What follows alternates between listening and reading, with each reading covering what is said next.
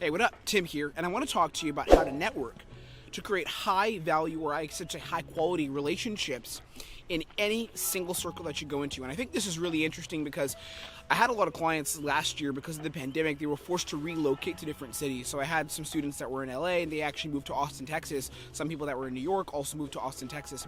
And what happens is one of the things they had to learn is how to adapt in these different environments and create high quality relationships, both with women, for dating relationships, and finding mentors, finding really awesome people to network with, finding really cool business opportunities. So I want to spend a couple minutes here and I want to give you something that's just been right on my mind on how you can actually level up your communication skills and network with high value people or high quality people and create really, really high quality relationships, okay? The biggest thing you have to understand is that you're equal to everyone else.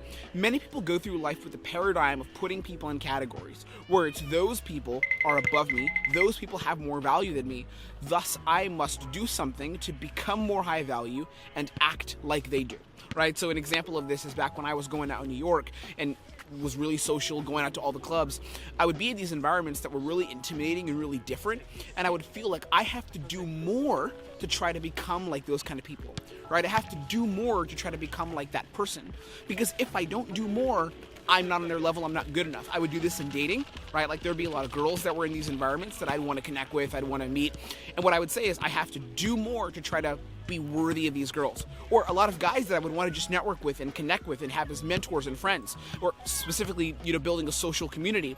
And I would say, I had to do more to be worthy of One Oak, or do more to be worthy of PhD.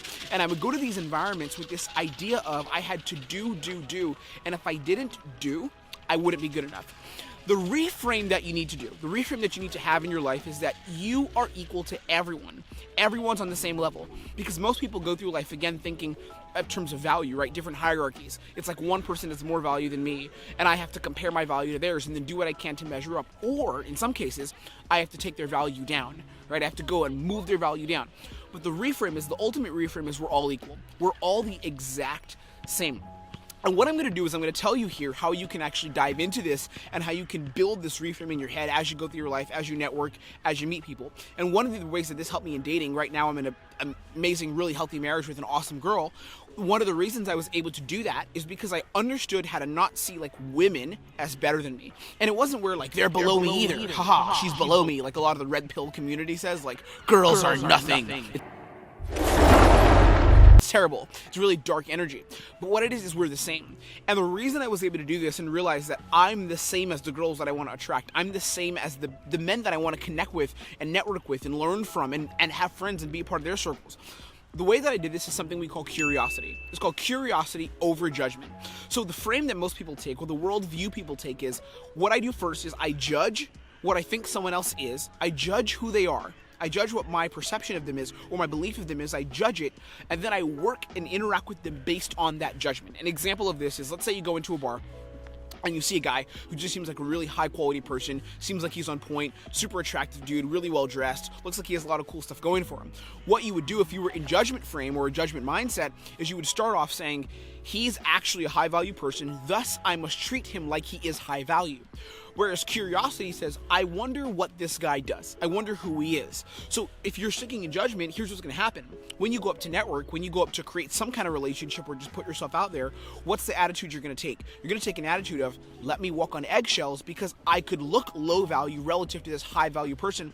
So I have to protect my ego and protect my perceived value. Whereas the other frame is, again, curiosity is, I don't care where this person is. I'm not judging where they could be. It doesn't matter where they are. Again, you want to love everybody, right? But you don't judge where they are.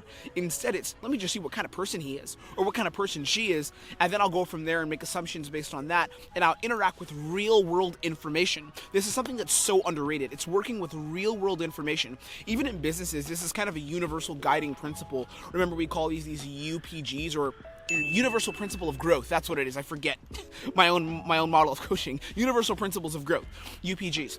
What happens is, in business, and if you've ran a high-level business, or you're doing well in your business, or you work in marketing and sales and you understand business well, you know this. Tracking data is one of the most important things. So in a business, right now I work as a chief marketing strategist for a company, for a media company, and I also do coaching and consulting for marketing.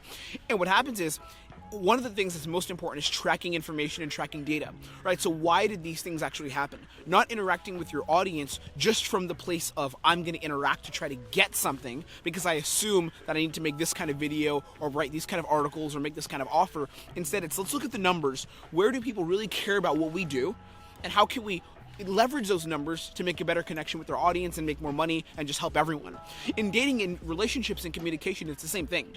So a lot of times what we do is when we go from judgment, we go into situations and relationships and interactions just judging the people that we're going to interact with and assuming they're either high value or low value, and we just judge them. Whereas curiosity states, I don't care where they are. I just want to find out what kind of person they are, and I want to interact with them from a place of no judgment, from a place of openness, from a place of curiosity, from a place of genuine, like, who are you? Who is this person that's near me? It's the highest frame you could come from. So I want you to remember this. As you go out and as you meet people, whether it's online networking, some events, whether you're going out and meeting people in person, you go out to a couple bars or clubs, maybe you meet a girl or two in the street, you go on a Tinder date, however you're meeting people, however you're connecting with people, understand that you're the same as all of them. We're all the same until you get proof otherwise, right? And then the second question comes, like, what even is value? Because we have to ask that as well, like, how do you determine someone's value? But we're not going to go there now. We're just going to stop here. And I want you to remember curiosity over judgment.